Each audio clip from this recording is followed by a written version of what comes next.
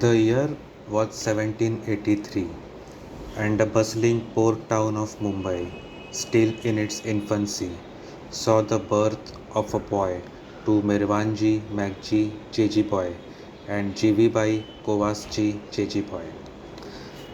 The Jejiboy family, originally from Surat, had moved to Mumbai just a year before, seeking fortune in a town that was beginning to take shape. The boy was named Jamshedji, and though no one knew it yet, he would grow up to change the face of Mumbai forever.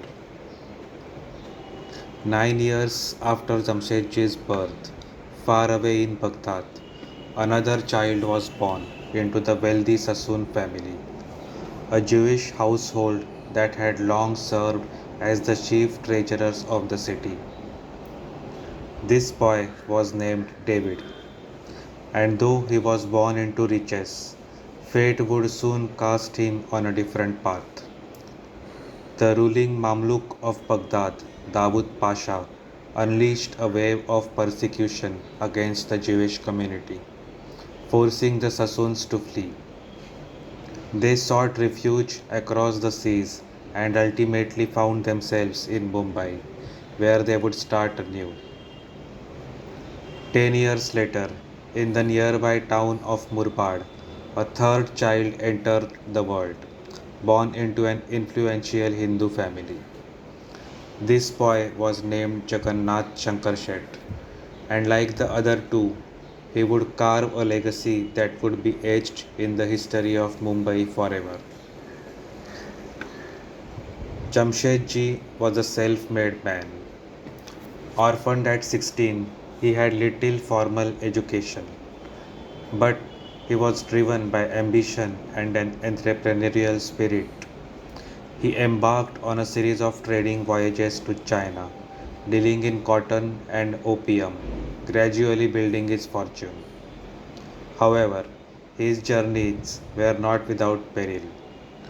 On his fourth voyage, his ship was intercepted by the French and he was captured and taken as a prisoner to the Cape of Good Hope in present day South Africa.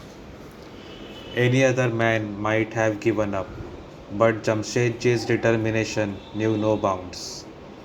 After much struggle, he found his way back to India and, undeterred by the events, set out on his fifth voyage to China, which turned out to be more successful than any of the voyages before. His business empire flourished, and he soon became one of the wealthiest men in Mumbai. When David Sassoon arrived in Mumbai with his family, he was stepping into a world dominated by Parsi traders like J.G. Boyd.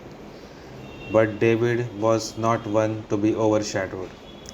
Using his knowledge of finance and trade, he established his own empire, particularly excelling in cotton and opium trade.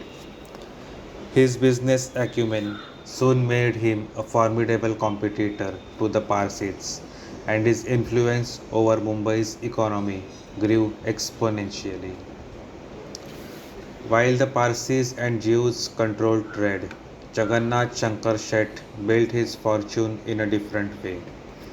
As a jewelry merchant, diamond dealer, and moneylender, his wealth soared.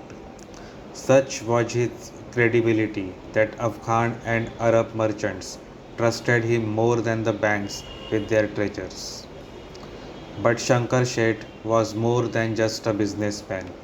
He was a visionary philanthropist. At a time when Mumbai was still confined to the fort area, surrounded by massive walls, expansion seemed impossible. It was Shankar Shet who changed that by donating hundreds of acres of his family's land, paving the way for Mumbai's growth beyond its old limits. Once they had amassed wealth, these three men did not hoard it. Instead, they gave back to Mumbai, transforming it into the metropolis it is today. Though their contributions are many, We will discuss a few of their prominent contributions. Apart from donating land for the expansion of Mumbai beyond the fort walls, Shankar Sheth also donated land and money for the founding of Elphinstone College, where future freedom fighters like Dadabhai Nauroji, Mahadev Govind Ranade, Gopal Krishna Gokhale, and Lokmanya Tilak would be educated. He also helped establish the Victoria and Albert Museum, now known as the Bhaudaji Lad Museum, alongside Jamshedji Jejiboy and David Sassoon. A project the three heroes of our story worked together on. He also donated generously to build temples, schools, and even a theatre, enriching the city's cultural life. David Sassoon and his family were the visionaries behind building the Sassoon docks, which remain one of Mumbai's busiest docks even today. He also funded and built the David Sassoon Library, which is still a landmark in Mumbai today. He constructed many synagogues in both Mumbai and Pune. Many hospitals and schools, which are still in use in Mumbai and Pune, were built by David Sassoon. He also contributed towards the building of Gateway of India, an iconic symbol of Mumbai. In those days, the island of Mahim and Bandra were not connected, and the construction of a causeway was the need of the hour.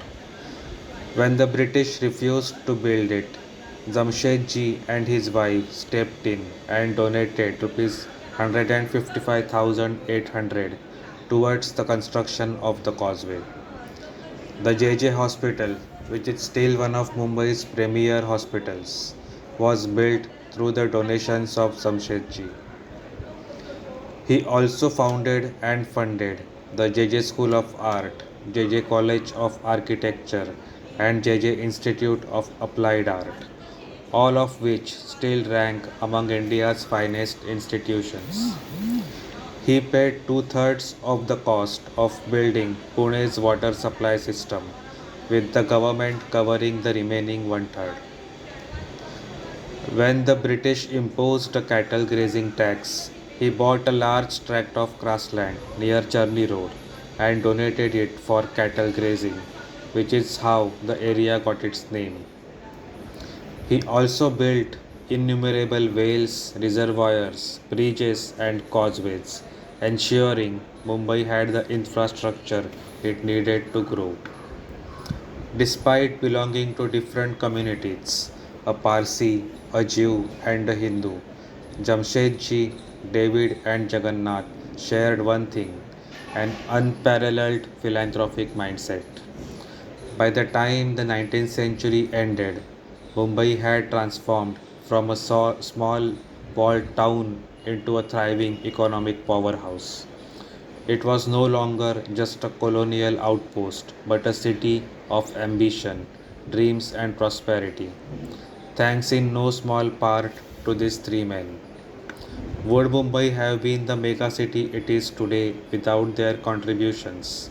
Perhaps not. For in the heart of Mumbai, beyond the soaring skyscrapers and the bustling streets, still echo the legacies of Jejiboy, Sassoon, and Shankar Sheth, three men who built a city not just with bricks and mortar, but with vision, generosity, and unwavering determination. And so, even today, as the waves crash upon the shores of Mumbai, they whisper a timeless tale of a Hindu, a Jew, and a Parsi who turned a town into a legend.